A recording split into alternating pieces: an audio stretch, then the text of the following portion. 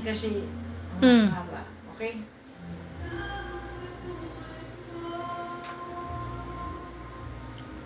Game na. Hi guys! Good afternoon! Mayroon akong bagong pasyente sa ni Brother Alex. Si Sir Heidi, kababayan ko pa, no? Sige, sabihin mo ang pangalan, anong naramdaman, bakit pumunta? Ako po si Heidi Rebamonte. Pumunta po ako kay sis dahil po sa masakit po yung pag lumilingon po ako masakit yung leg ko. Sige, tingin ka. Kanan. Kaliwa. Saan masakit? Dito sa kaliwa po. Parehas.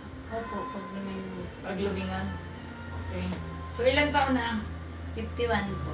51. So, kaya ka napunta dahil yung una namin pasyente, asawa mo, ano? Opo. Si Alex, ha? Empleyado ni Lisa. Lisa. Oo, ng Holy Garden. So, ngayon, ilang buwan na yan na masakit ng leeg?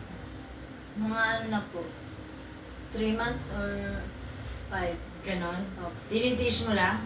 Minsan po kasi medyo okay. Tapos minsan parang mabigat kapag ganyan-ganyan po. Ganon. Parang mabigat. May anak?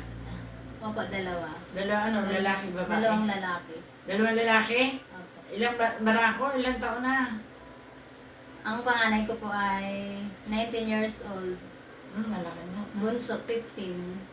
Nag-aaral. First year college po yung panganay. Tapos yung Anong course? IT. IT? Opo. Yung bunso naman Ano? graduating po ngayon, moving up Oo. for grade 10. Grade 10. Okay. So, ngayon, naniniwala ka na ikaw ay gagaling tulad ni brother husband mo. Opo. Okay. So, sundan natin na yung lahat kabalagan ng therapy natin. At ikaw uuwi maniwala, magaling, malakas, malusog, pinagpala. Oh, hi guys! Magte-therapy na po tayo, no? Oh, yun, susundan natin ang dito. Kasi masakit ang leeg dito. Buksan mo, pakibuksan mo. Hmm. Oh, hi guys! Ayun, sasabihin ni Sister Heidi kung anong naramdaman. Sige. Gumangan po ang pakiramdam. Hindi katulad po kanina. Ngayon medyo gumaan ang pakiramdam po. Ano? Sarap. Masarap? Masarap sa pakiramdam. Masarap? Opo. Oh. Tumingin ka sa kanan, kanina hirap. Oh. Kaliwa. Tingala. Oh. Kasi dito may problema. Yan, oh. Pag ito naayos, maayos din yan. Kaya babalik. Oh, di ba? Kanina masyadong matigas, di ba? Sa lingon. Oh, hindi nagkaano. Oh, gumana, di ba? Opo. Oh, lunok. Oh, lunok. Gumana ang paglunok. Opo. Gumaan. Gumaan. Mga paa. Tuhod. Oh. Yeah. Masarap. Masarap sa pakiramdam. Sarap. Ilang, na sister Liz? Ilang minutes? 3. Pagka, kanina naranasan mo ang leeg mo dito, di ba? Yan. Yan. Ang paglunok, hirap. Ang paglingon, hirap. Sa likod, mabigat. Naranasan mo kanina, nung ginaganon ko kanina, yung tinitherapy natin. Masakit. Masakit at masarap na Matagal nang hina-hot compress, no? Malaking bagay talaga yung hot compress. Kaya, masarap nga sa pakiramdam mo.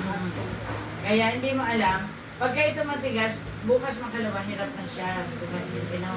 Pag ito tumigas ito, may kasunod ang kamay. Hirap. Di ba? Ngayon, pati sa paglunok, ang ulo, kumusta? Gumaan? Gumaan. Gumaan din ang ulo? Oh, really? Talaga. Oh, start tayo manalangin para babalik ha. Opo. O babalik. Dahil lang Diyos, pagpanamay o siday, kami nagpupuli at nagpapasalamat po Diyos sa ikarapilaan. Bless mo, Panginoon, Sister Heidi. Bigay mo sa kanyang kalakasan, kalusugan, karunungan. Pagpalain ang kanyang buong sambayan. dalangin po namin na mahalin niya ang kanyang sarili para mapaglingkuran niya ang kanyang pamilya at higit sa lahat sa Panginoon. Yahweh, uwi sila, malakas, malusog, pinagpala. In Jesus' name, Amen. Amen. Kanina, pagpasok, nakaniwi, uwi, Nakangiti. nakangiti na. O, sige, hi guys. O, kita mo na. Kanina, nakangiwi. Dahil masakit, hindi malingon. Ito talaga matigas. O, yan, o. Yan. Yan. Pero, uulitin, no? Kasi ilang buwan na yan? Mga 5 months. No, mga 5 months. Grabe, nakatiis ka. Tinitiis lang. Tinitiis mo lang? Tinitiis lang pa. So, hi guys. Don't forget to like, share, and subscribe my YT channel. Ano sasabihin mo ngayon kay Lord? Thank you. Maraming salamat po, Lord. Subscribe ang YT channel, no? Apo. Okay, ha?